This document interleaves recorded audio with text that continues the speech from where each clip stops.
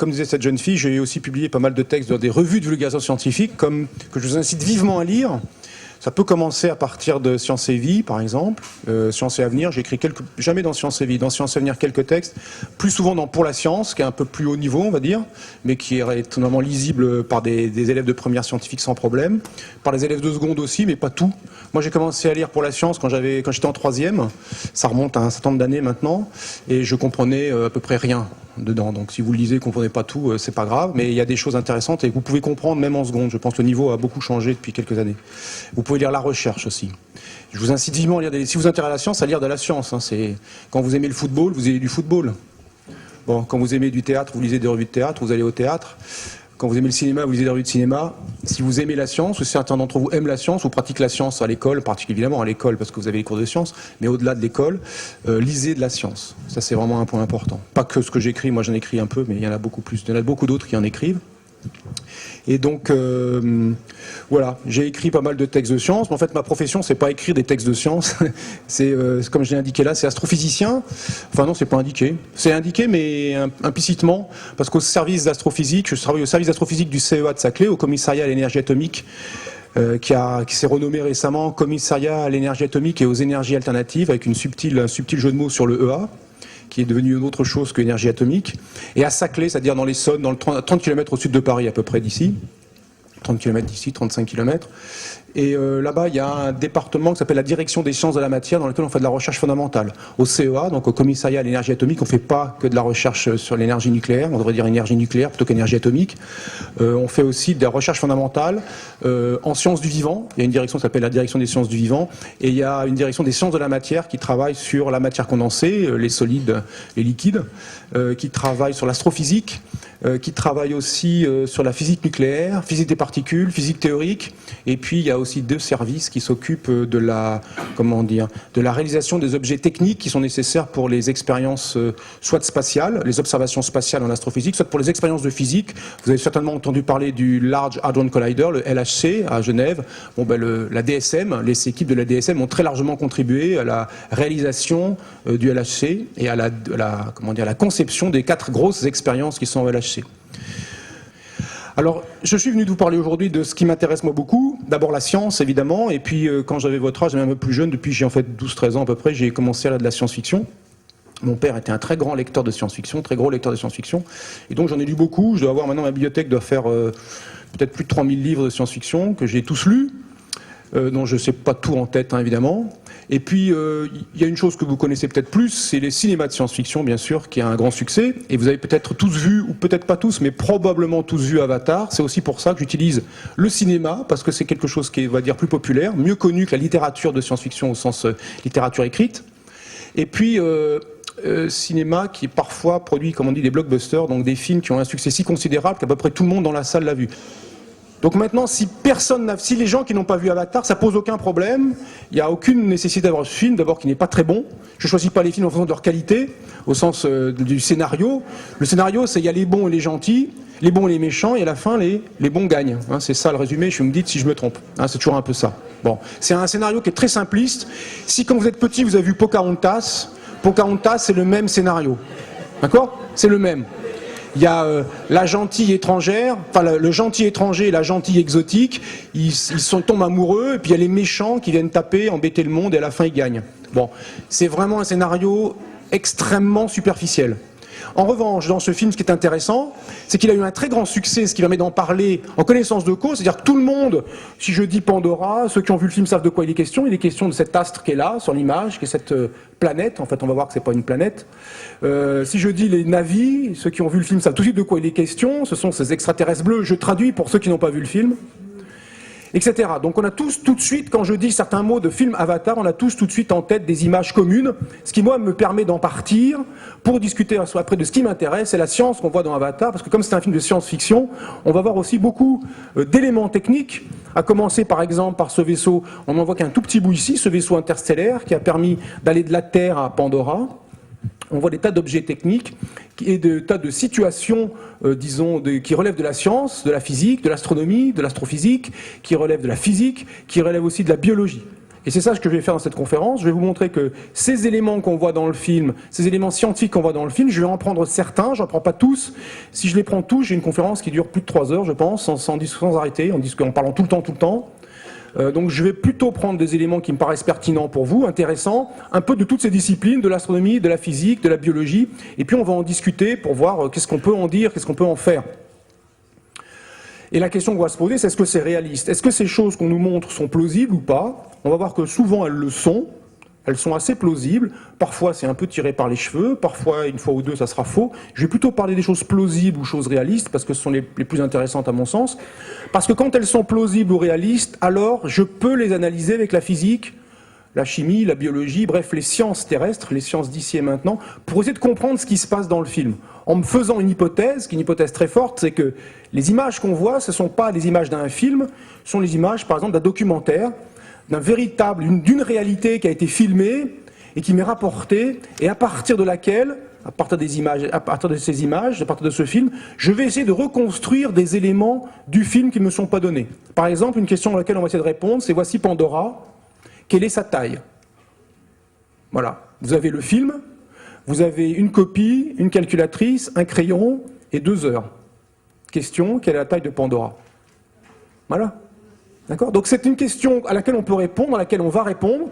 Je vais vous élaborer le raisonnement, on ne va pas voir tous les détails de calcul, on n'est pas là non plus pour se prendre le chou, mais on va essayer de comprendre comment on peut mener une enquête scientifique sur le monde d'Avatar à partir de ce qu'on en voit, et du coup, de ce qu'on en voit, bien sûr, c'est le premier élément, mais aussi de la physique d'ici et maintenant. La physique qu'on a comprise sur Terre, élaborée sur Terre. Cette position-là, elle est extrêmement intéressante, c'est-à-dire vous allez mélanger à la fois des choses qui vous sont inaccessibles. Là, bien sûr, vous n'êtes pas dupes, ceci sont des images de synthèse, tout ceci vient de l'imagination, disons, de Cameron, enfin en tout cas des gens qui ont conçu le scénario, qui ont conçu le film. Ce n'est pas une planète réelle. Ils ont essayé de la faire réaliste grâce à leurs images de synthèse qui sont assez souvent spectaculaires. Mais prenons ça comme une réalité, sachant la physique qu'il y a ici et maintenant, est-ce que je peux tirer de l'information? Comment font les astrophysiciens pour savoir ce qui se passe dans l'univers? Ils observent le ciel avec des télescopes, soit des télescopes terrestres, soit des télescopes dans l'espace. Ils observent le ciel avec leurs yeux, ça c'était il y a longtemps, maintenant avec des caméras électroniques. Les caméras électroniques sont sensibles à la lumière visible, celle qu'on voit avec nos yeux, mais aussi des lumières invisibles à nos yeux, comme l'infrarouge, l'ultraviolet, les ondes radio, les rayons X, les rayons gamma, bref. Toute la gamme des ondes électromagnétiques, toutes les gammes lumineuses, et à partir de ce que l'on voit du ciel, sans pouvoir y aller, sans pouvoir les toucher, sans pouvoir les reproduire en laboratoire sur Terre, à partir de ce qu'on voit du ciel et de la physique de la Terre, on essaie de reconstruire un scénario qui vous explique comment les étoiles évoluent, comment les étoiles se forment, comment elles meurent, comment les galaxies se forment, comment l'univers évolue, et toutes les choses que les astrophysiciens vous racontent. Donc on a une position qui est très exactement celle d'un astrophysicien. C'est peut-être pas un hasard que parmi tous les gens qui s'occupent de diffuser les sciences auprès du grand public et particulièrement auprès des jeunes étudiants comme vous, ça soit un astrophysicien qui ait fait ce travail de prendre ces images de films pour reconstruire la réalité qui se cache derrière, en supposant que c'est bien une réalité qu'on nous montre et pas évidemment quelque chose de complètement imaginaire et loufoque. C'est pour ça que je prendrai les images et les éléments d'Avatar les plus plausibles. Il y a des tas d'éléments dans Avatar qui sont faux, et même rédhibitoirement faux ou impossibles, pour des raisons presque évidentes à chaque fois, enfin très faciles à chaque fois. Ce n'est pas cela que je détaillerai. Autrement dit, je ne vais pas me livrer à une charge contre Avatar en disant « ce film est nul parce que la physique y est nulle », ou la science y est nulle. Il y a des éléments de science qui y sont nuls, il y a des éléments de science qui sont bien, et ce film n'est pas bon parce que le scénario n'est pas bon, à mon avis. Mais je me livrerai au contraire à ce film-là, à essayer de le magnifier, de le remonter en disant prenons les éléments qui sont pertinents et essayons de mener une enquête scientifique pour mieux comprendre ce monde qu'on nous montre et pour surtout apprendre de la science, à la fois dans les connaissances scientifiques, mais aussi une chose qui est très importante dans la pratique scientifique. Qu'est-ce qui fait la différence dans le travail entre un scientifique et un poète, entre un scientifique et un historien ou un géographe, entre un scientifique et un auteur? Quelle est la différence fondamentale? Eh bien, il y a des choses qui particularisent le travail scientifique, et ce n'est pas sa qualité ou son exaltation spirituelle, c'est la pratique de la chose, et on va la voir au fil de l'eau. Alors, sur une image comme celle-ci, on peut déjà se livrer à une enquête. Pourquoi la planète qui est derrière s'appelle Polyphème? Une raison. N'importe quelle raison, tant qu'elle est défendable, tant que vous pouvez la défendre. Vous voyez, ça c'est un objet qui est une planète qui est en orbite autour de l'étoile Alpha du Centaure, qui est une étoile qui existe réellement. En fait, Alpha du Centaure, c'est une étoile double. Il y a Alpha du Centaure A, Alpha du Centaure B, deux étoiles qui tournent. On pourrait dire, on serait tenté de dire l'une autour de l'autre. C'est pas une phrase très juste. Elles tournent l'une et l'autre autour de leur centre de gravité commun. Quelque part entre les deux étoiles, il y a leur centre de gravité. Elles tournent toutes les deux autour de ce point-là. Et Polyphème tourne autour d'Alpha du Centaure A. Nous dit-on dans le film. Ça, ce sont des choses que je répercute du film. Pourquoi elle s'appelle Polyphème, à votre avis? N'importe quelle raison est bonne. Il faut pour la défendre, c'est tout. Alors dites-moi, même, dites que quelqu'un parle un peu fort, si personne va entendre. Polyphème? Polyphème. Plusieurs phèmes. Je sais pas. Polyphème, ça vous dit rien? Les profs de français dans la salle vont être désolés. Les profs d'histoire géo eux-mêmes sont consternés. Polyphème, c'est un cyclope. C'est le cyclope d'Ulysse. Bon, alors maintenant, Polyphème, c'est un cyclope. Les cyclopes, c'est des machins avec un seul œil au milieu du front. Bon, c'est pas de la science, mais enfin, on va parler de l'analyse de film. Alors, on peut parler de plein de choses. Moi, je vais plutôt garder la science après. Regardez ce truc-là. Ce gros bazar-là. Cette grande tache-là, cette espèce de grand tourbillon. C'est comme s'il y avait un gros œil sur la planète, quoi. Ça fait ça. Bon, alors on l'appelle Polyphème, pourquoi pas? C'est pas idiot. Hein? Alors maintenant, ça c'est le vaisseau, ça c'est la planète. Alors dans le film, ils disent la planète Pandora, là où se passe l'aventure. Est-ce que c'est une planète, cette chose-là? C'est quoi? C'est un satellite, exactement. C'est un satellite, c'est-à-dire un objet qui tourne autour d'une planète. Une planète, c'est un objet, définition 2006, un objet sphérique qui tourne autour d'une étoile et, pour faire simple, qui a fait le ménage autour d'elle. Autrement dit, il n'y a pas tout un tas de petits débris autour d'elle. La Terre est une planète, elle est sphérique, elle tourne autour d'une étoile, le Soleil, et elle a fait le ménage autour d'elle, il n'y a à peu près rien autour d'elle, elle est toute seule sur sa trajectoire. La Lune n'est pas une planète, la Lune est un satellite, Pandora est un satellite de Polyphème. Alors je dirais peut-être la planète Pandora, sauf que n'empêche, c'est un satellite. Et ça, c'est quoi? Alors, c'est quoi? C'est le satellite d'un satellite. Première proposition. Autre proposition. Un astéroïde. Donc ceci est un astéroïde. Deuxième proposition.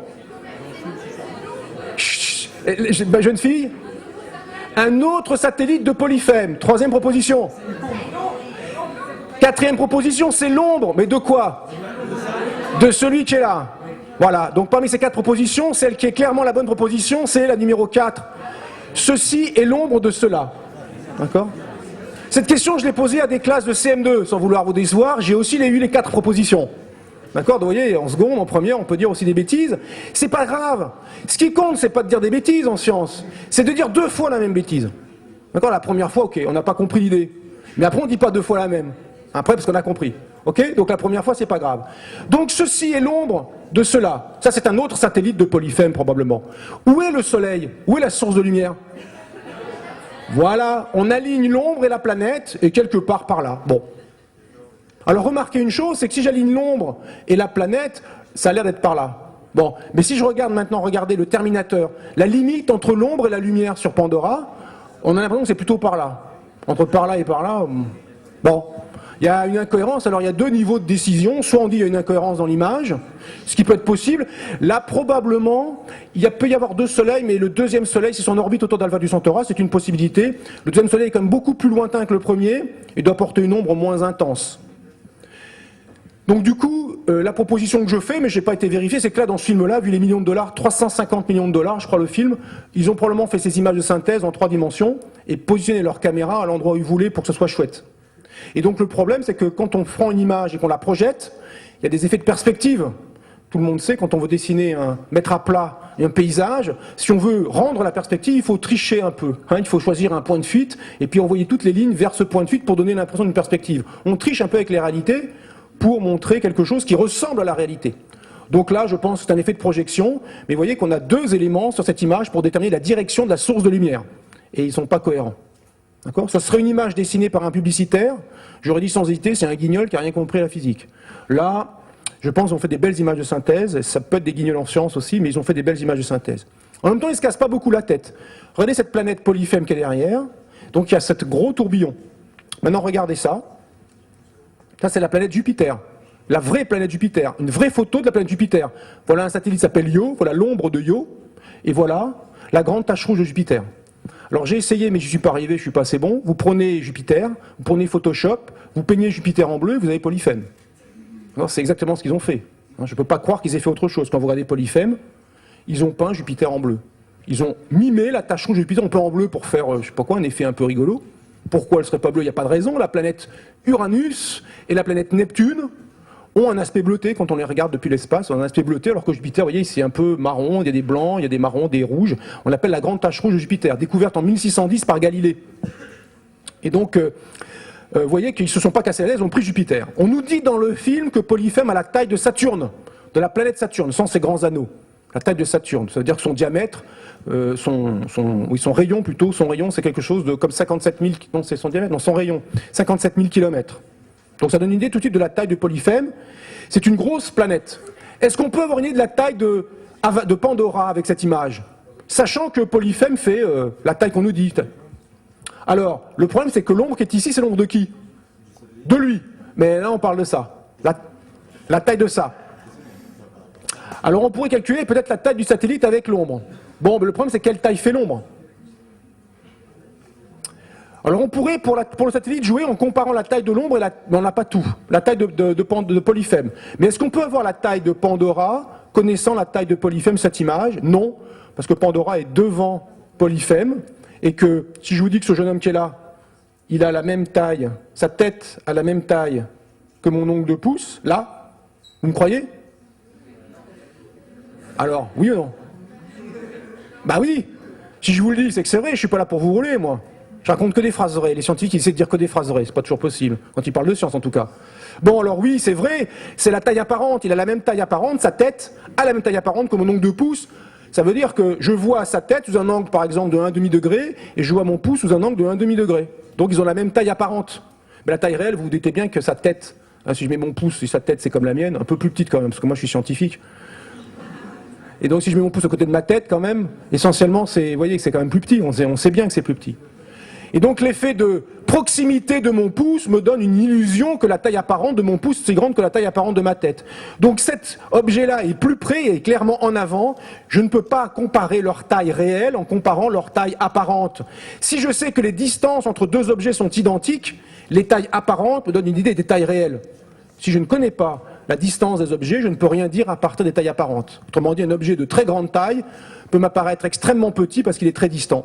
Et un objet de petite taille ne peut apparaître extrêmement grand sous un grand angle parce qu'il est extrêmement proche.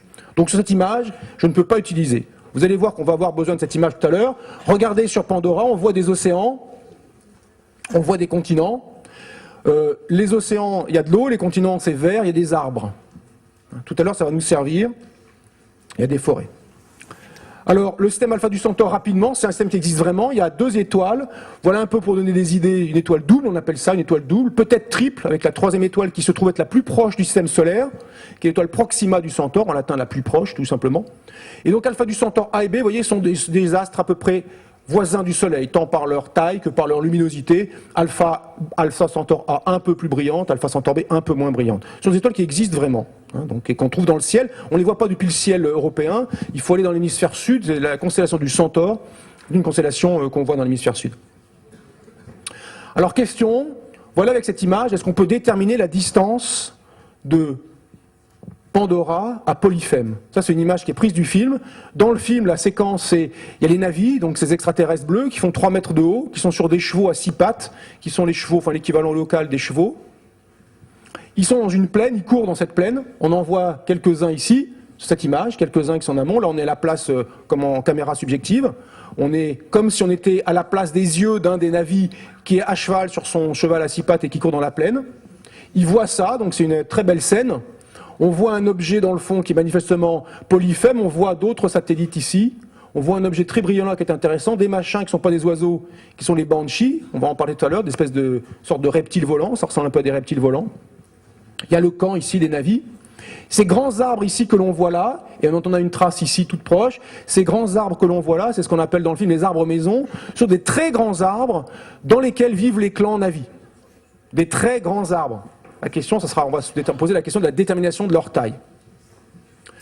Sur cette image, avec un raisonnement que je vais vous développer, mais sans développer tous les détails, mais juste les points clés du raisonnement, on peut déterminer la distance qu'il y a entre Pandora et Polyphème. D'accord ? Ça pourrait être un objet d'exercice. Voilà cette image.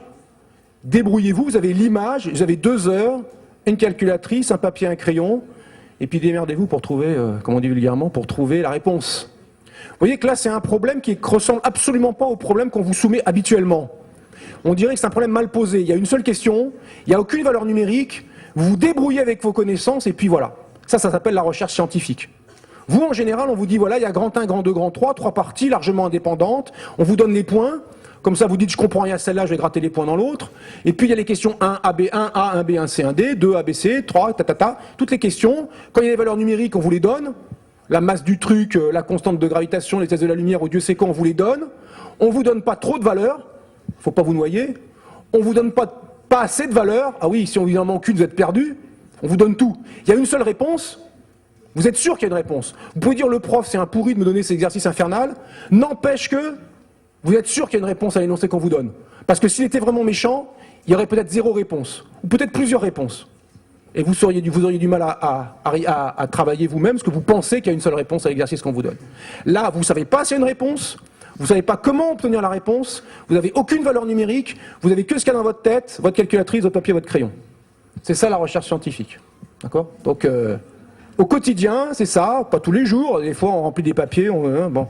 C'est pas toujours marrant comme ça, mais c'est ça l'essentiel, c'est des problèmes dans lesquels on pose la question initiale, toutes les questions intermédiaires, les sous-questions, il faut trouver les valeurs qui manquent, il faut inventer ce qui manque. Alors comment on va se débrouiller là-dessus? Première chose, on prend son logiciel de dessin, et on fait passer un cercle par Polyfème, et puis je vais regarder cet arbre-là. Je vais passer un cercle, et ce dont je vais avoir besoin, je vais comparer la taille apparente, l'angle sous lequel je vois Polyfème, que je ne connais pas, j'aimerais le connaître, vous allez voir pourquoi, à l'angle sous lequel je le vois l'arbre. Pourquoi j'aimerais connaître la taille apparente de Polyfème? Parce que si je connais à la fois la taille apparente en degrés et la distance et la taille réelle, ces 3 choses-là sont reliées entre elles. Est-ce qu'il y en a qui ignorent ce que c'est une tangente dans la classe, dans la salle? Personne n'ose dire j'ignore ce que c'est une tangente. Bon, il y a le professeur de géographie, mais lui il est tout excusé. Hein, mais il doit le savoir en fait, il dit ça pour montrer qu'il y a des ignorants prétendument dans la salle. La taille, le diamètre de Polyfème divisé par la distance, le diamètre, vous voyez, il y a un triangle rectangle dans l'air, vous le voyez le triangle rectangle dans l'air? Le diamètre de Polyfème divisé par la distance, c'est la tangente de l'angle sous lequel je vois Polyfème. Je connais le diamètre de Polyfème, 57 000 km. J'espère connaître l'angle sous lequel je vois Polyfème, j'en déduis la distance. Maintenant, la question, c'est comment je connais l'angle. Je vais comparer la taille apparente de Polyfème que j'ignore à la taille apparente d'un arbre maison. Et je trouve que c'est 20 fois plus. Parce que les nombres de pixels dans le cercle, là, c'est 20 fois plus de pixels que dans le petit truc rouge là-dedans. Donc c'est 20 fois celle de l'arbre. Vous dites, il est gentil, le Hook, mais c'est quoi la taille apparente de l'arbre? J'ai fait que déplacer le problème. Ce que je ne savais pas répondre à la question, j'ai créé une autre question à la place et qui consiste à calculer la taille apparente de l'arbre. Comment je calcule la taille apparente de l'arbre? Voilà, on pourrait utiliser l'analyse comme référence. Imaginez que je dispose d'une photo avec un navi à côté de l'arbre, le navi fait 3 mètres, je dis le navi, tac, tac, tac, tac, tac, tac, tac, tac, il rentre, je sais pas, 60 fois dans l'arbre, donc l'arbre fait 60 fois 3 mètres, et j'ai gagné. Ça serait une solution, j'ai pas cette image.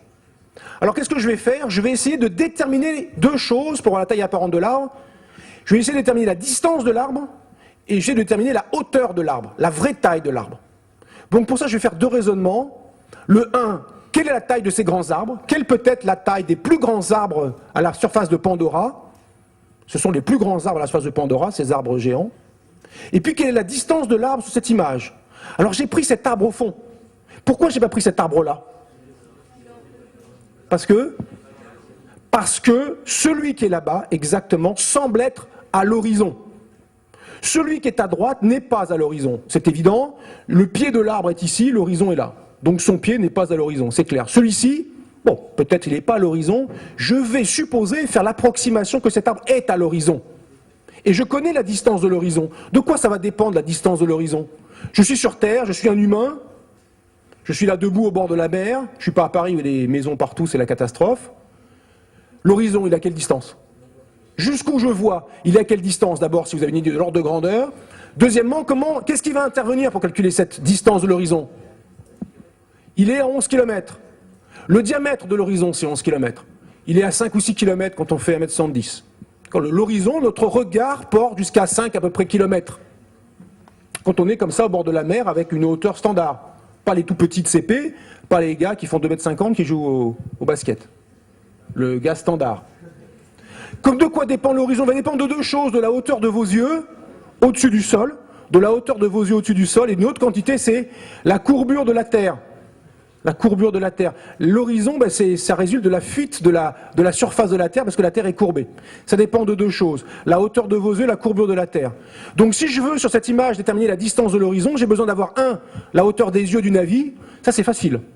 C'est un navi, il est grand, il fait 3 mètres, il est sur un cheval qui est taillé pour lui. Les navis font 3 mètres, les humains font 1,75 m, le navi fait 3 mètres sur 1,75 m, fois plus haut. Quand il est sur un cheval, les yeux d'un être humain sont à 2,50 m de haut. 2,50 m fois 3 sur 1,75 m, paf, ça met le navi à des yeux qui sont à peu près à 5 mètres au-dessus du sol.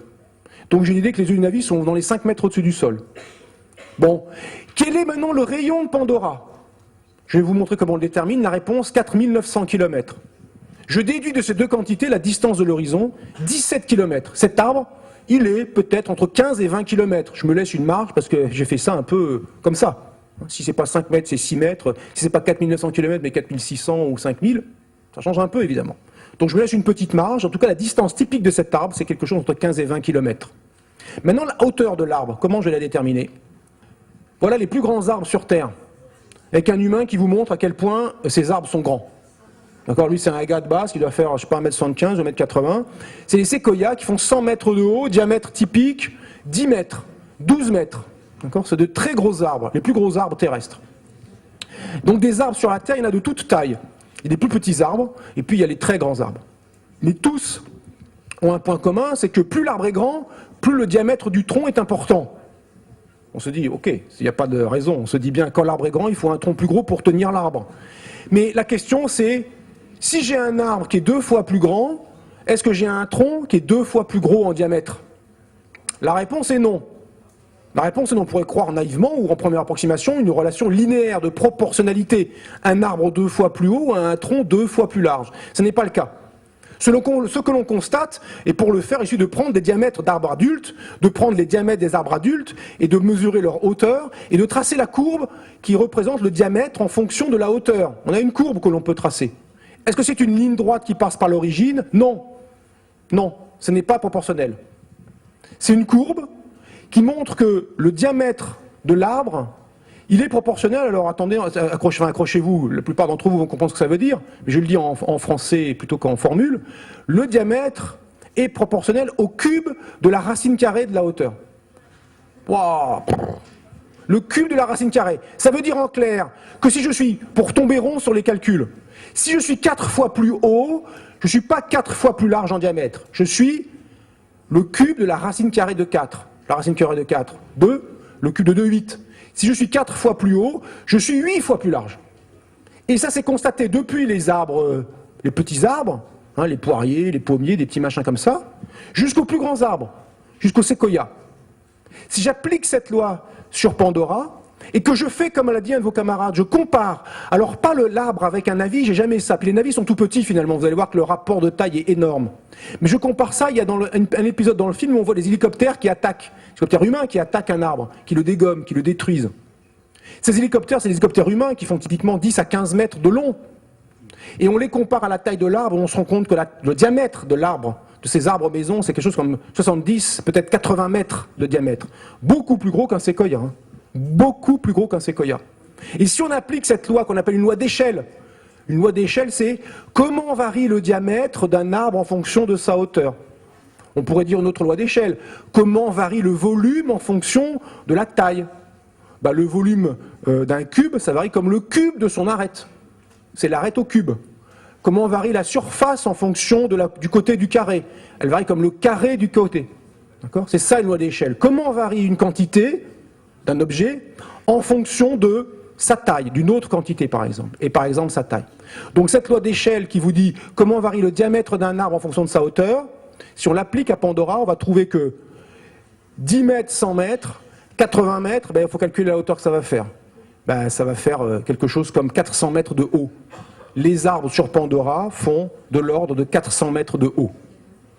si tu es à 400 km, si tu es à 400, n'importe quoi, si tu es à 17 ou 15, à 20 km, vous avez une taille apparente qui est tout de suite, la tangente de la taille apparente, c'est 400 mètres divisé par 15 km. Et on trouve à peu près 1 degré. 1 degré. Je reviens un peu en arrière pour parler de la taille de Pandora. Voilà Pandora vue du sol. Comment j'ai terminé la taille de Pandora? Encore un raisonnement.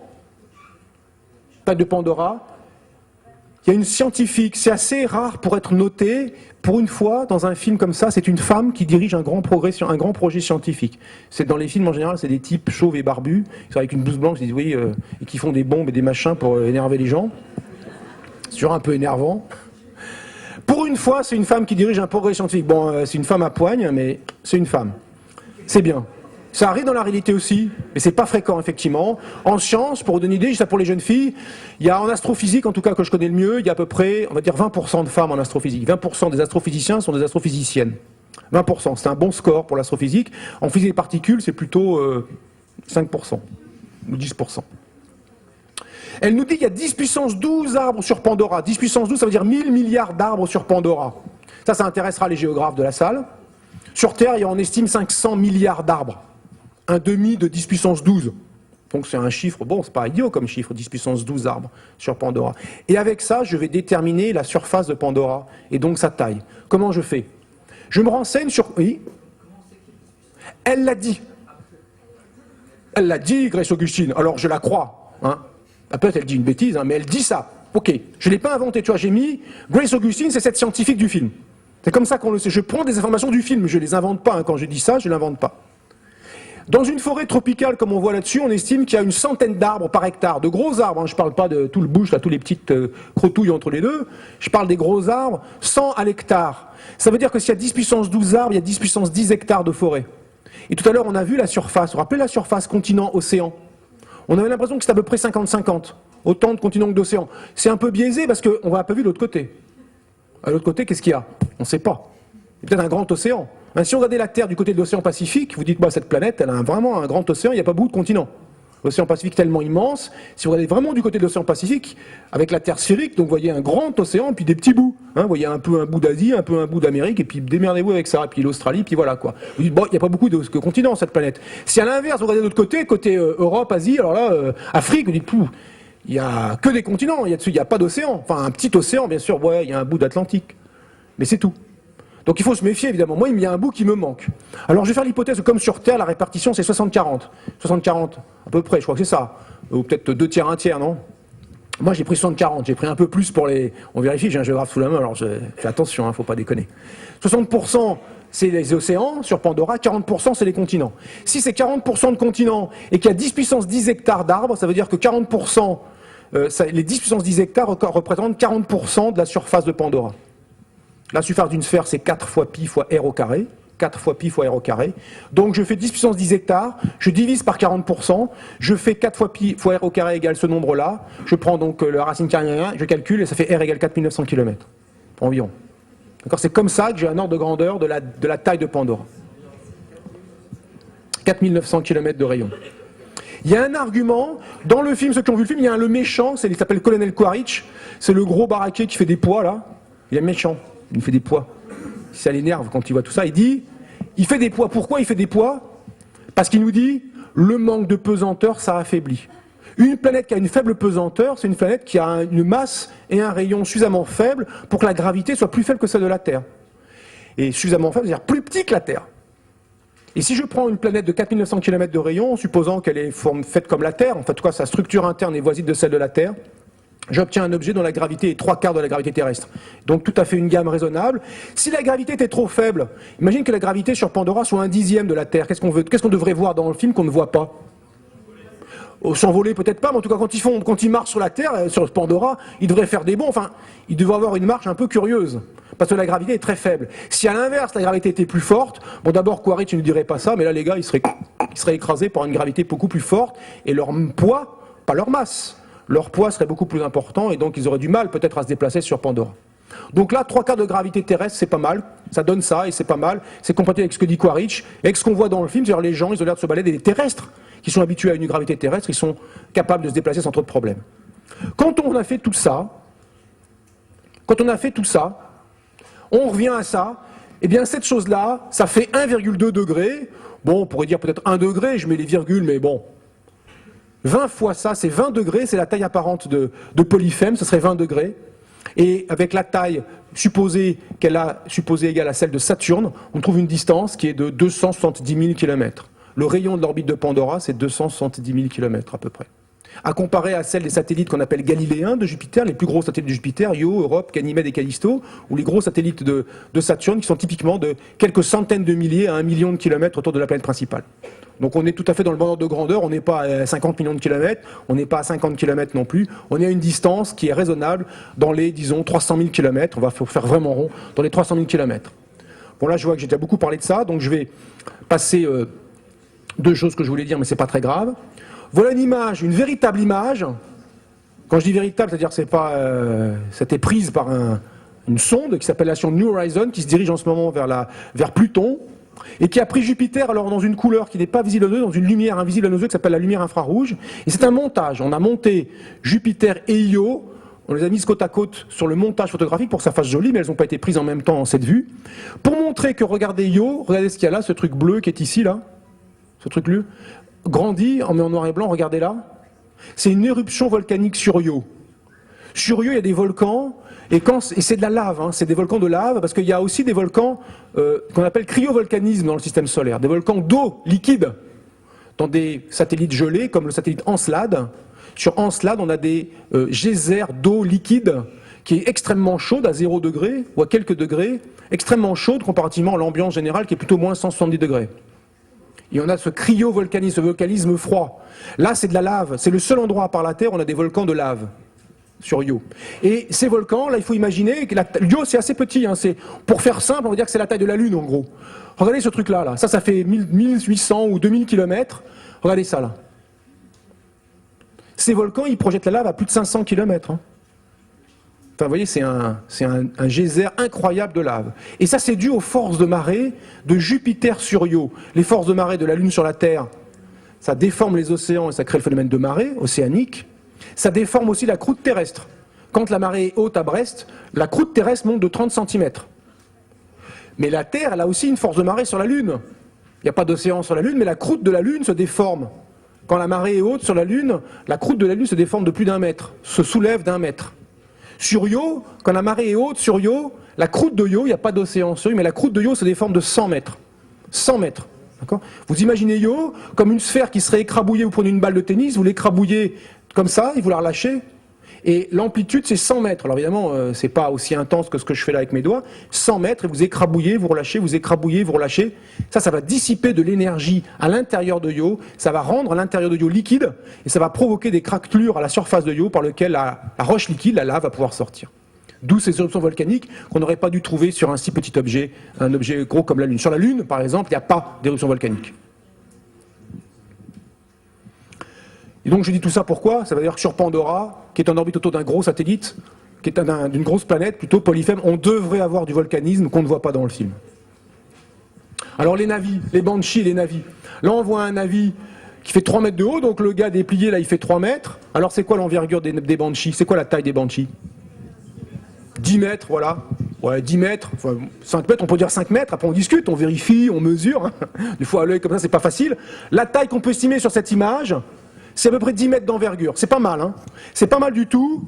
La question qu'on va se poser, c'est 10 mètres d'envergure, c'est quoi? Ça existe ou ça existe pas sur Terre? Et puis est-ce qu'on pourrait voler sur un truc de 10 mètres d'envergure? C'est ça la question. Alors voilà un peu les êtres volants qu'on a sur Terre. D'abord ici, les plus grands êtres volants actuels. Le grand albatros, un carré, c'est 1 mètre. Donc à peu près 3 mètres, un peu plus de 3 mètres. Le condor, 3 mètres d'envergure. Les plus grands êtres volants qui ont existé sur Terre, c'est cet animal qu'on appelle Quetzalcoatlus, qui est en fait un ptérosaure.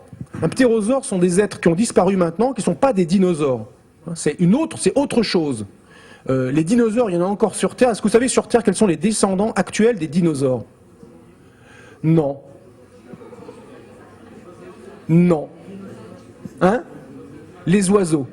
Les dinosaures, et particulièrement les poules, quand vous regardez une poule, pensez à un oiseau qu'on a appelé l'oiseau terreur, qui faisait une poule, mais 2,50 m de haut. Hein? Et puis, donc avec un gros bec, un truc un peu désagréable, quoi.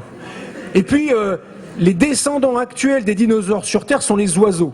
D'accord, ce sont les oiseaux. On a découvert en Chine des dinosaures qui avaient des traces de plumes dans les fossiles. Dans le fossile, on a vu des traces de plumes. C'est les dinosaures qui ont inventé les plumes, et pour certains, c'est devenu les oiseaux. Et puis après, la trace des dinosaures terrestres a disparu. Les dinosaures volants, si j'ose dire, sont les oiseaux. Les ptérosaures, c'est autre chose. Ça a disparu, c'était ça. Le plus grand, il faisait 12 mètres d'envergure. Un des très connus dans les ptérosaures, c'est le ptérodactyle. Le très connu, c'est le ptérodactyle. Alors 13 mètres d'envergure, voilà un humain à côté.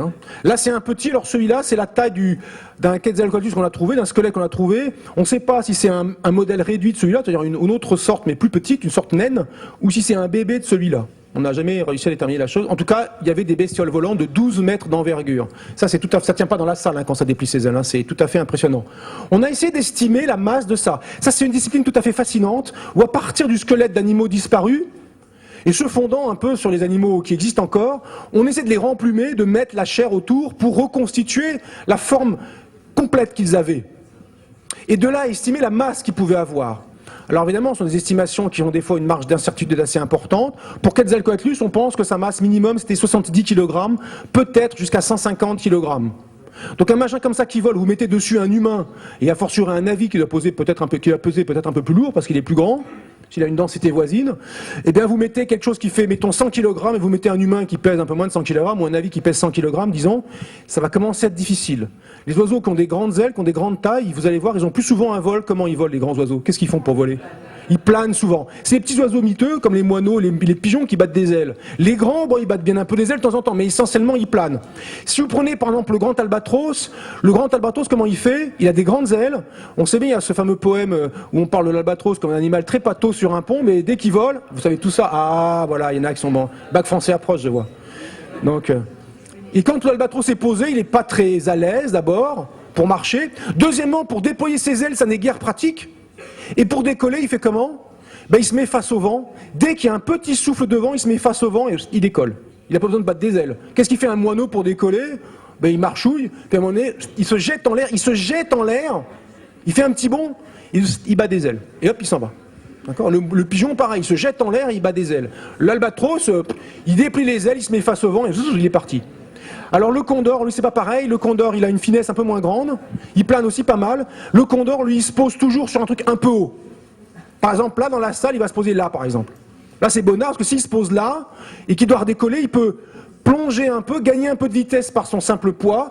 Il ouvre ses ailes, et hop, il commence à décoller, il plane, et après, il bat des ailes éventuellement pour partir. C'est un oiseau aussi un peu plus lourd. Donc, Quetzalcoatlus, on en a des traces. Voilà un squelette complet. Remarquez comment il a été monté, comment il est au sol, cet animal. Il n'est pas sur ses deux pattes. C'est pas un oiseau. Les oiseaux au sol, ils sont sur deux pattes. C'est 4 membres, mais 2 pieds. Et il marche avec les mains dans les poches, si j'ose dire. Lui, il ne marche pas avec les mains dans les poches. Il utilise cette grande partie de son... Ça, en fait, c'est son coude. Ça, c'est son épaule, son coude. Et ça, c'est quoi? Ça, c'est un doigt hypertrophié qui sert de structure à son aile. Regardez comment c'est fichu. Il y a 3 bestioles qui ont inventé le vol. 2 bestioles qui ont inventé le vol battu. Le vol battu, je distingue ça du vol des mouches, par exemple. Les mouches, c'est pas un vol battu. C'est bzzz. Comment elles font pour voler les mouches? Elles bougent leurs ailes. Elles font bzzz. Pourquoi elles font bzzz? Parce qu'on entend bzzz. Si on entend bzzz, ça veut dire qu'elles bougent leurs ailes et que ça fait un son qui fait bzzz. Donc si le bzzz c'est 400 Hz, elles bougent leurs ailes 400 fois par seconde. Sinon, ça ferait pas bzzz. Ça ferait bzzz. Ou on n'entendrait pas. Donc les mouches, qu'est-ce qu'elles font? Elles appuient sur l'air. Elles ont une méthode assez subtile. Elles poussent l'air en bas et puis elles recommencent. Mais elles font pas comme ça. Parce que si elles font comme ça, elles poussent l'air en bas, ça fait une force qui les pousse en haut, puis après elles font ça. Ça fait une force qui les pousse en bas. Donc si vous faites ça, vous bougez pas. Donc elles font ça, après elles ont un mouvement très subtil où elles mettent l'aile sur le côté, parce que là ça fait pas de force, l'aile elle avance dans l'air sur son épaisseur, après elles retournent l'aile et elles refont, comme ça, pan, pan, pan, pan, et des deux côtés à la fois, sinon ça vous penche d'un côté seulement, et elles font une colonne d'air. Elles font une colonne d'air sur laquelle elles se supportent. Il faut imaginer quand vous voyez une mouche, bon, les mouches, elles sont jamais en vol stationnaire, mais quand vous voyez un animal comme par exemple le petit oiseau qui s'appelle le colibri, merci. Le colibri, quand il est en vol stationnaire, lui c'est pareil, il bat tellement vite des ailes qu'il est en vol stationnaire sur 2 colonnes d'air. Il faut imaginer les 2 piliers d'air qu'il crée par son mouvement. C'est pas de ça dont je parle. Le vol battu, si on bat des ailes doucement, Ça peut être un peu plus ou moins vite, selon qu'on est un moineau ou un albatros, on ne bat pas souvent des ailes. Puis ça, le vol battu. Il y a 3 espèces seulement qui ont inventé le vol battu. Il y a les ptérosaures, il y a... C'est qui ceux-là? Les chauves-souris, c'est-à-dire les mammifères, et il y a les dinosaures, donc les oiseaux. Et remarquez qu'à chaque fois, la main, il y a l'épaule, le coude, la main, l'épaule, le coude, la main, l'épaule, le coude, l'épaule, le coude, la main. Regardez qu'à chaque fois, 1, 2, 3, 4 doigts, 5 doigts, et là, il n'y a plus que 2 doigts. Tous ces êtres-là, ils ont un plan morphologique qui, au démarrage de l'embryon, voudrait démarrer à 5 doigts, pourrait démarrer à 5 doigts. L'embryon du poulet, l'embryon humain, au démarrage, à 15 jours, c'est pas très différent. Et il y a un moment donné, la structuration dans la morphogénèse, c'est que nous, on a 5 doigts, et le poulet, il a que 2 doigts. Un gros doigt et un petit doigt, le pouce et un autre. Et la chauve-souris, elle est comme nous, elle a 5 doigts. La structure de ses ailes sont les doigts, d'accord, qui donnent la rigidité à son aile. Et puis les ptérosaures, c'est 4 doigts, dont le petit doigt, si j'ose dire, qui est très développé pour structurer l'aile. Et regardez comment il est mis. Il marche pas sur... Je mets les coudes, mais c'est pas les coudes, il est sur les poignets. Hein. Ça, c'est les poignets ici. Hein, c'est l'endroit où il y a les doigts, le coude et l'épaule. Et bien regardez comme c'est fait dans le film. Dans le film, voilà. Voilà un banshee. Regardez comment il est fichu. Il y a son aile qui est repliée ici, qui se... Voilà. Là, il y a l'épaule. Il y a l'épaule et le coude quelque part, et ça se replie, et l'aile fait ça. Ils sont, les banshees, exactement en position, la position qu'on imaginait être celle des ptérosaures au sol. Pas des bipèdes, donc, des quadrupèdes. D'accord ? Des quadrupèdes au sol. Et pour décoller, ce que l'on pense, pour décoller le ptérosaure, eh bien, il faisait une propulsion sur ses avant-bras, comme une sorte de saut à la perche, il se jetait en l'air, et là, il pouvait déployer ses 12 mètres d'aile, commencer à battre, et après décoller. De cette façon, il planait, puis battre des ailes. Battre des ailes, puis planer. Alors, sur une image comme celle-ci, on peut dire encore plein de choses. Comment il respire? Parce que la question qu'on peut poser, alors si les nanas qui ont tout de suite remarqué qu'il n'y avait pas de narine.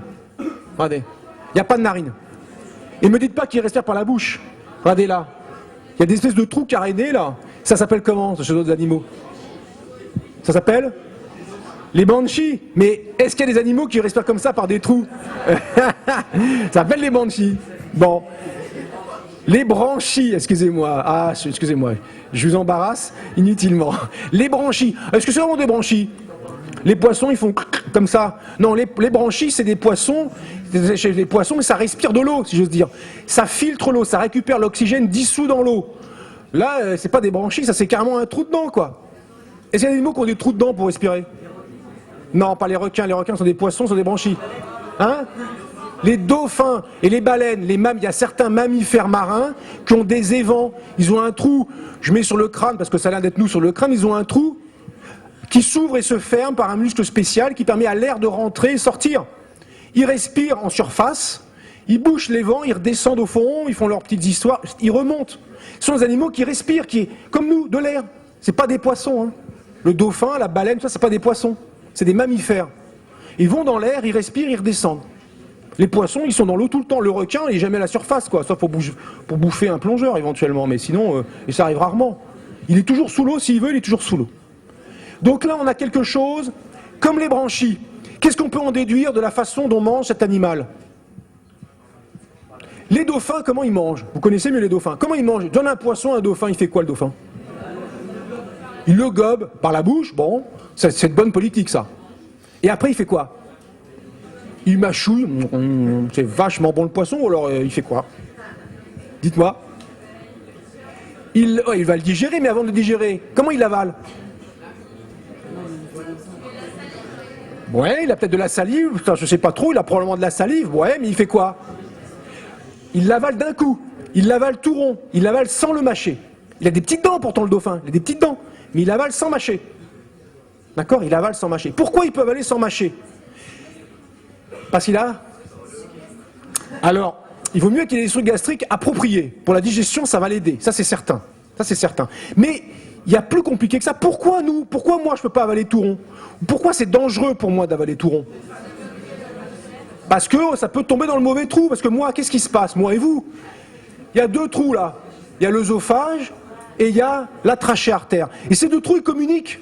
Ils communiquent. Il y a un système qui bloque l'un ou l'autre selon que je respire ou que j'avale, mais ces 2 trous communiquent. Et si je ne fais pas attention, ce que j'avale, il y a le risque que ça tombe dans la trachée artère. Quand il y a ce risque-là.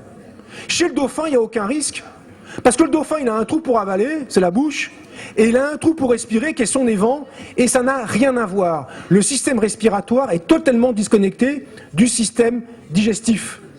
Et du coup, il peut avaler tout rond, il risque pas d'avaler de travers. Ça risque pas d'aller dans le mauvais trou. Il n'y en a pas d'autre. Ou alors, il faudrait mettre le poisson dans les vents. Vous reconnaissez que c'est quand même un... Enfin, ça va l'emmerder, le dauphin, là. Vous bouchez le trou par lequel il respire, si vous faites ça. Moi, si je mets comme ça, j'ai l'air un peu con, mais essentiellement, je respire et je parle. D'accord? Pourquoi? Parce que je peux respirer par le nez, c'est ce qu'on fait habituellement, mais je peux respirer par la bouche. Et pourquoi par la bouche? Parce que j'ai la trachée artère, quelque part là, derrière l'arrière-gorge, j'ai une zone commune entre la trachée artère et l'œsophage. Donc ça veut dire quoi, ça, sur cet animal-là? Comme il respire par les vents, par les évents, là, ça veut dire que si on veut l'embêter, si vous voulez embêter un dauphin, vous mettez un bouchon sur les vents. Ben, ça va le tuer même, il va plus respirer, hein, c'est clair. D'accord? Si le dauphin il a un rhume, une congestion des voies nasales, si j'ose dire pour nous, ben nous, on parle comme un con, mais on peut respirer par la bouche. Ben le dauphin, il est mort juste, voilà. Donc pas de rhume chez les dauphins. Et lui, pareil. Donc quand on veut capturer une bestiole comme ça, qu'est-ce qu'il fait l'autre là? Il attrape la tête, dans le film on voit le navire là, il attrape la gueule et il ferme avec un truc, bon, ça je peux comprendre. On veut pas être happé par la bête, quoi. Hein. Les gens qui capturent les crocodiles, ils font pareil, hein. Ils attrapent le truc pour pas se faire happer par la mâchoire du crocodile, ce serait fâcheux. Mais s'il veut vraiment l'embêter, non seulement il l'attrape par la tête, mais il met ses pieds dans les trous là. Là. Ou il met quelque chose. Là, la bête, elle va pas rigoler, quoi. Vraiment, elle va pas rigoler. Et puis maintenant, qu'est-ce que je peux déduire? Regardez les petites dents qu'il a. Qu'est-ce qu'il va faire cet animal qui respire sur les côtés? S'il veut manger, votre professeur d'histoire-géographie, ce qu'à Dieu ne plaise pas, bien sûr, hein, parce que quand même, ça a l'air d'être un professeur sympathique. Mais s'il veut le manger, bon, il n'est pas bien gros, il va le prendre d'un coup, il l'avale. Il l'avale d'un coup. S'il était un peu plus gros, pas en plus là-bas, il m'a l'air assez baraqué, là, en bleu. Il m'a l'air costaud. Ouais, toi, vas-y, lève-toi pour voir. Non, je me trompe, tu m'as l'air assez épais, non? Lève-toi pour voir. Oh non, c'est vrai, t'as raison, je me moque de toi, mais c'était pas bien, c'est pas bien, ok. Bon, s'il a une grosse proie, un gros balèze, un sumotori, les mecs font du sumo, s'il y en a un comme ça qui doit manger, qu'est-ce qu'il va faire? Eh bien, il va faire comme le dauphin quand il va attraper une proie plus grosse, il va le saisir avec ses petites dents, les dents, elles, ça va saisir, à bien saisir la proie, il va essayer de l'écrabouiller avec sa mâchoire, il va éventuellement le secouer pour le briser en morceaux, et les petits morceaux, il les avale d'un coup. D'un coup, d'accord? Pas en mâchouillant je ne sais quoi, d'accord? Donc ça, voilà ce qu'on peut dire sur cet être-là, uniquement en le regardant, c'est qu'il doit avaler ses proies d'un coup, ou alors en les cassant en morceaux, il respire par ici, ça se compare au dauphin, c'est un ptérosaure dauphin, quoi, avec une tête de dragon, parce que les ptérosaures, ils ont des têtes plutôt avec une espèce de super long bec, pas du tout une tête de dragon comme ça. Le dragon, ça fait plus chic, c'est plus joli. Donc voilà le genre de choses qu'on peut dire sur ces animaux. Alors maintenant, pour conclure, je vais vous parler d'une chose qui est pourquoi on va sur Pandora, pourquoi les gens vont sur Pandora dans Avatar. Ils vont pour récupérer un minerai qui s'appelle l'unobtainium, qui n'existe pas évidemment, qui a un nom un peu curieux. Unobtainium, ça voudrait dire plutôt comme aluminium, strontium, rubidium, ruthénium, enfin tout ce qu'on veut en ium, sodium, beryllium, tout ce qu'on veut. Quel autre encore? Strontium, ah voilà, uranium, ah ben voilà, c'est bien. Et bien ça c'est plutôt les corps purs, hein. En ium c'est plutôt des corps purs. L'unobtainium c'est pas un corps pur, manifestement c'est un minerai, donc on devrait plutôt dire l'unobtainite. Hein, ce qu'on dit en bon géologue, si je veux dire, c'est avec une terminaison en ITE plutôt qu'en ium pour dire les minerais. Bon, c'est pas grave. Il y a une espèce d'énorme machine, regardez les humains à côté là. Ils sont ici les humains, il y a des camions d'aimants, il y a une machine énorme. Ça, cette machine-là, elle existe vraiment, d'abord, je peux vous montrer. Alors d'abord un petit truc sur pourquoi on y va, ça vaut 20 millions de dollars le kilo, le l'unobtainium il paraît. Là j'ai relevé les prix, les derniers prix de trucs chers. C'est pas pareil. Bon évidemment c'est pas pareil, ça tombe bien, mais attendez un peu. Hein.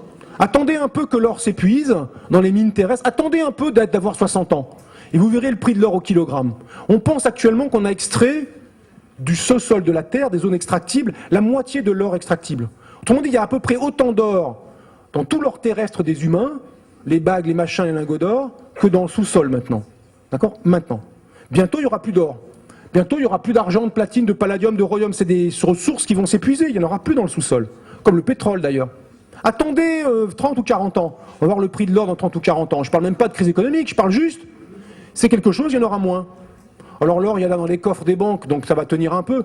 Mais ça, le rhodium, là il vaut 42 000 €. Il y a eu une crise du rhodium à un moment donné, il y a 3-4 ans. C'était 250 000 € le kilo, le rhodium. D'accord ? Donc ça peut monter. 20 millions de dollars le kilo, ça me paraît un peu pas cher, je vais dire, pour un matériau aussi extraordinaire. Et pour justifier un voyage interstellaire, ça me paraît pas très cher. Voilà la machine, ça existe vraiment. Hein. Alors ça s'appelle un excavateur à roue, ce truc-là ça tourne, ça fait 200 mètres de long, 100 mètres de haut, quand ça traverse ça a raison, et ça avance à 1 km/h, même pas. D'accord ? C'est un truc tout petit, quoi. Ça avance très lentement. Mais quand ça creuse, ça fait, oui, ça a raison, hein. Les gars, ils risquent pas de dire, pousse-toi, c'est moi qui passe, hein, là, tu vois. C'est dans les mines, on utilise ça dans les mines. Dans les mines de charbon à ciel ouvert, par exemple. Surtout que là, ça creuse un terrain de football sur 10 mètres d'épaisseur en 8 heures. Hein. Quand ça commence à tourner, c'est des tonnes et des tonnes qui tombent en continu. Donc c'est d'énormes machines. Ça existe vraiment, ils en ont fait une encore plus grande. Et alors pourquoi c'est intéressant le nocténium ? Regardez un peu ce qu'on voit. Dans le film, on voit ça. Hein. C'est pas une image truandée, c'est ce qu'on voit dans le film. Enfin, donc c'est truandé, mais on voit un support. Enfin, il y a un machin, un peu lumineux pour faire joli, et il y a un morceau de nocténium qui est ici. Et entre les deux, là, il n'y a rien. Il y a de l'air. Ça, en physique, c'est ce qu'on appelle de la lévitation. Là, un objet que l'on peut faire tenir au-dessus d'un support, il ne tient pas par magie des dieux, hein, ça tient pour nos raisons. Il est au-dessus d'un support et il tient au-dessus de cette chose sans la toucher. Je dis un support, c'est un peu curieux, parce qu'un support, on a l'impression que ce serait un objet matériel que l'on va toucher. Non, il tient au-dessus de cet objet sans le toucher. Comme ça, dans l'air. On appelle ça de la lévitation. Ça existe vraiment. Et je vous conseille d'aller voir, c'est ce qu'on appelle, on peut faire ça sur Terre, je ne peux pas faire la manip ici, mais je vais vous montrer un petit qui montre ça, ce qu'on appelle la lévitation. On peut faire ça, ce qu'on appelle la lévitation supraconductrice. Il y a des objets, des matériaux qu'on appelle supraconducteurs, quand ils sont suffisamment refroidis, c'est-à-dire à quelque chose comme une centaine de Kelvin, donc à peu près moins 170 degrés, quand ils sont suffisamment refroidis, ces objets deviennent supraconducteurs. Ça veut dire que dans le matériau, le courant électrique s'écoule sans résistance. Vous savez que le passage du courant ne se fait pas tout naturellement dans les conducteurs, y compris dans les conducteurs comme les fils de cuivre, ou les métaux en général, mais mettons les fils de cuivre. Le métal, le cuivre, oppose une résistance au passage du courant. Cette résistance est fâcheuse, elle dissipe de l'énergie qui échauffe le fil en particulier. Elle est fâcheuse parce qu'on perd de l'énergie finalement à chauffer le fil plutôt qu'à donner l'électricité en bout de chaîne, à l'appareil électrique, à je ne sais quoi. Dans ces matériaux supraconducteurs, quand leur température est inférieure à peu près 100 Kelvin, la résistance électrique est nulle. Et on peut, dans certains cas, en plongeant le supraconducteur dans le champ magnétique d'un aimant, le faire léviter et obtenir exactement ça. Je vous ai mis ici l'adresse d'un site, je vous incite vivement à aller voir là-bas. L'année dernière, on a fêté le 100e anniversaire de la découverte de la supraconductivité. C'était en 1911, c'était un monsieur qui s'appelle Kamerlingh-Onnes, un physicien hollandais qui a découvert ça sur un élément qu'on appelle le mercure. Il y a énormément de petits films que vous trouvez sur YouTube. Si vous tapez simplement supraconductivité 2011, ou non, sur le site web que je viens d'indiquer, vous allez trouver plein de films extraordinaires. Notamment, il y a un truc génial qui a été fait, un skateboard dans lequel on a mis sous le skateboard, on a mis un réservoir d'azote liquide et on le met au-dessus d'une piste d'aimant et on se met dessus. Eh bien, je peux vous dire, il y a intérêt d'être bon pour l'équilibre. Hein. Ça part tout seul. Ça, c'est une version un peu chic, mais pas très longue, de ce qu'on appelle maintenant les trains supraconducteurs, les maglev. Ce sont des trains au Japon. Il y en a un au Japon en service. Il y en a aussi entre Shanghai. Et c'est Shanghai. Oui, Shanghai, et entre l'aéroport de Shanghai et le centre-ville, où il y a un train qui fait les 30 km en 7 minutes. Démarrage, accélération, ralent, freinage compris. Le train, il lévite. Comme on le voit là, on lui fait une petite pastille, c'est le train entier qui lévite au-dessus d'une piste magnétique, et le train il fonctionne, il roule pas, il flotte et il se déplace comme ça à 400 km/h. En partant de zéro, 400 km/h, il décroît, il est arrivé en 7 minutes. Bon, je crois que je vais arrêter là, même si je peux en parler pendant encore des heures. Il y a énormément de choses encore à dire sur ce film, sur les choses vraies, sur les choses fausses, sur les enquêtes à mener. Je vous laisse maintenant faire le travail vous-même. Maintenant, faites l'effort éventuellement de regarder le film avec un œil plus scientifique, en essayant de collecter les informations qui vous paraissent relever de la science, en essayant de les comprendre ou de les comparer à ce qu'il y a dans notre monde sur Terre. Voilà, merci de votre attention patiente.